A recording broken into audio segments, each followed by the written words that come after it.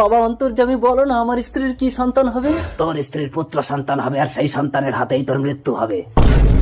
আমাকে মেরো না রজত, আমি কথা দিচ্ছি এই বাচ্চা জন্মানোর সাথে সাথে আমি জঙ্গলে গিয়ে পুঁতে দিয়ে আসবো। কনক, একটু সহ্য কর, আমি দাইমাকে ডেকে আনছি। এই নাও 500 টাকা, ওর মায়ের জ্ঞান ফেরার আগে বাচ্চাটাকে জঙ্গলে নিয়ে গিয়ে পুঁতে দাও।